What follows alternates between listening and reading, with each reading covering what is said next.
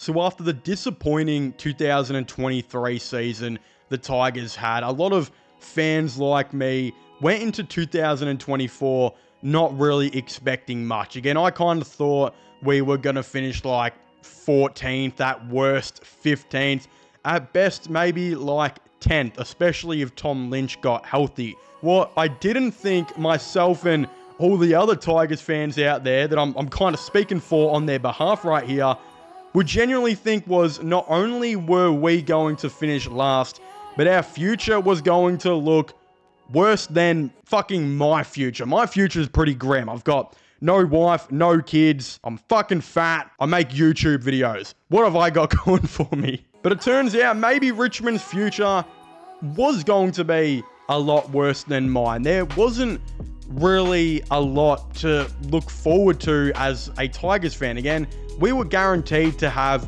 pick number 1, but after that, it didn't really exactly look that great. But what if I told you not only is that not going to be the case, but Richmond are most likely going to walk into the 2024 AFL draft with the best draft hand an AFL team has ever had, other than a founding team who's just coming into the league like GWS and Gold Coast. If we are not going to count them, Richmond are possibly and most likely going to have the greatest draft hand we've ever seen in AFL history. For those of you who haven't seen, Richmond's genuinely 3 out of probably their top 5 best players have all requested a trade.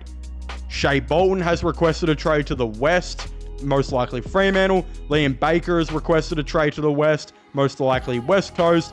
And Daniel Rioli has also requested a trade to the Gold Coast Suns. At the time of making this video, Jack Graham has not re-signed with the Tigers. It's still a possibility, but he's most likely going to walk to the West Coast Eagles, which we will talk about in this video as well, on a 4-year deal, which should land the Tigers a middle of the second round kind of pick in compensation, probably going to be about pick 32.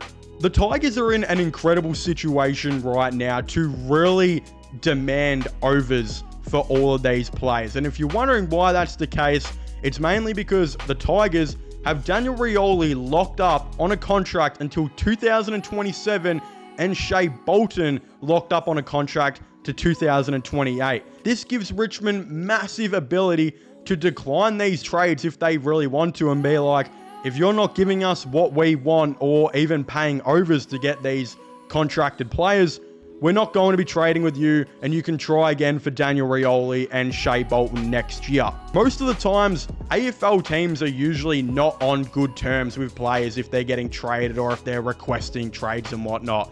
But in Richmond's scenario, Shea Bolton and Daniel Rioli are currently on great terms with the Tigers and are only requesting a trades for really family reasons and kind of just to improve and be on a better team in Rioli's case.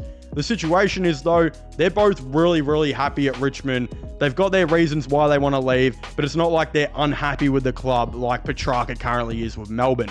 It has been made clear by journalists all around that the Gold Coast Suns actually want to offer Richmond pick 13 and pick 20 for Daniel Rioli, where the Tigers reportedly have declined that trade multiple times, asking for the Gold Coast Suns to give them pick 6. Pick 6 will actually most likely become pick 8 as the Brisbane Lions have a father-son in Levi Ashcroft who's going to go very high, and Saints are supposed to get a top 10 pick for Josh Battle, who's going to get a massive front-ended contract from Hawthorn. The Dockers have also apparently offered 10 and 17 for Shea Bolton, where the Tigers have declined and have asked for 9 and 10, which will obviously become 11 and 12. It's also said that Hawthorn are going to give up pick 12, which will be 14 for Tom Barrass, who has requested a trade there. And rumor has it Richmond are going to offer up one of their 3rd round picks and Liam Baker to get that 14th overall pick. Again, if we're just really theorizing here, and that Gold Coast, they want Rioli, they don't want to do pick 6, but Richmond want pick 6.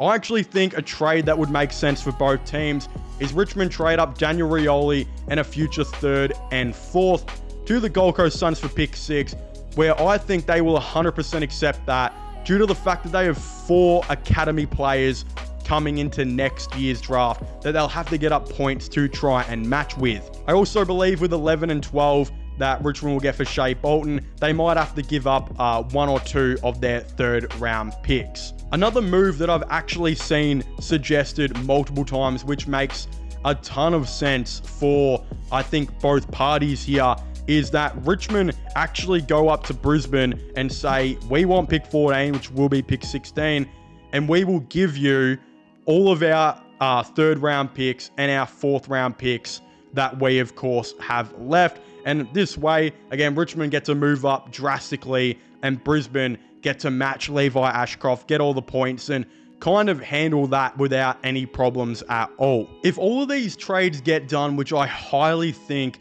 are very, very likely, Richmond should walk into the 2024 draft with pick 1, pick 8 from Gold Coast, 11 and 12 from Fremantle, 14 from Hawthorn, and then obviously West Coast. I think pick 16 from Brisbane, pick 21 on their own, pick 30 for compensation for Jack Graham, and pick 31 from Port Adelaide, previously from Fremantle. That is one of the best draft hands. That is the best draft hand I think we've ever seen from a team that's not in, of course, founding coming into the AFL. That would mean Richmond have 6 first-round picks and the top 2nd round pick.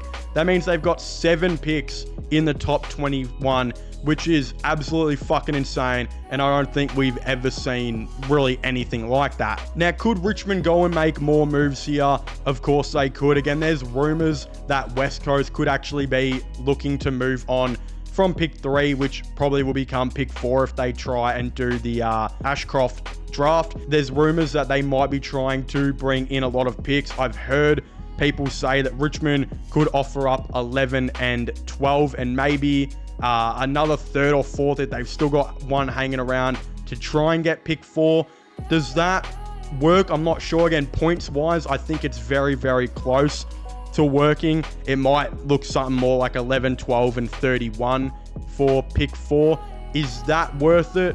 I think Richmond would actually lose that one because you're probably more likely to get 2 good players out of those 3 picks rather than pick 4, which you still think is going to be a very good player.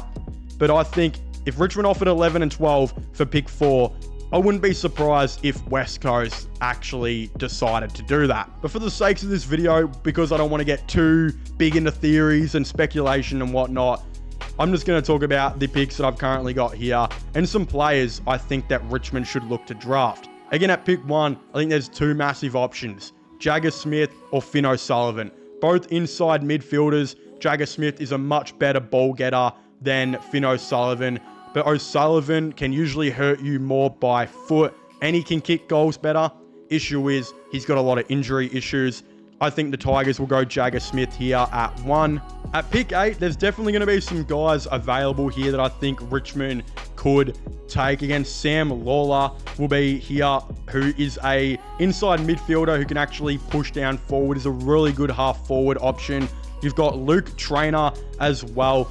Probably the best key defender in this draft class. I think the Tigers might actually go Sam Lawler here because they've got no forward options. Their forward line is by far the worst in the league. I think they would really look to add some more midfield depth, but have a guy who can push forward, have a guy who can go half forward, take a mark, a medium-sized forward. They really don't have that, and I actually really like that by the Tigers. At 11, I think they'll look for a key forward here. Again, Harry Armstrong is the best available. Job Shanahan is here too. I actually have a bad feeling that Armstrong will be taken here.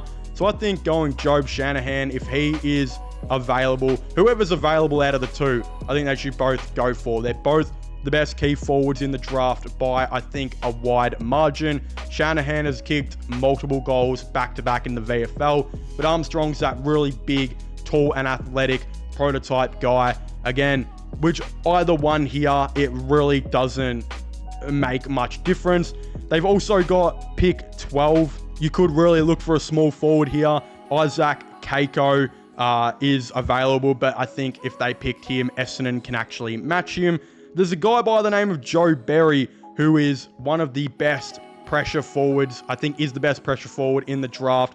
Really good small forward who I think could absolutely add to Richmond's forward line. They really had a struggle time this year with their small forwards. Again, they would play like 3 and would only average 1 or 2 per game out of the 3. Mansour, again, being 25 was the most, or 24 was the most consistent, but I definitely feel like he's not the greatest player. Has a lot of pressure, great tackler, but can go missing quite a fair bit. Again, at pick 14, I do still think you're going to look to add another key forward potentially in this draft class. I know a lot of people and a lot of experts online have said that Richmond are really going to hit midfield and forward line in this draft. Again, luckily for the Tigers, there's a bunch of those key forwards around these type of picks. I mentioned earlier Shanahan or Armstrong would be probably the best available. We've also got Jack Whitlock, who's ranked 19, who's a pure key forward, and his twin, Matt Whitlock, who's a key forward / key defender at 28. I think the Tigers go Jack Whitlock here at pick 14. It would be great to see them get another key forward here, have 2 key forwards to learn off Tom Lynch while he's in the system and get these guys going for the next couple of years. At pick 16, you've got Cooper Hines, who is another midfielder / forward from Dandenong Stingrays. I think the Tigers might look at. Xavier Lindsay, if he's available at this pick, is another midfielder the Tigers might look at. He's ranked at 16th. Again, Taj Houghton, if he is available, is another medium size, 182 centimeter midfielder / forward.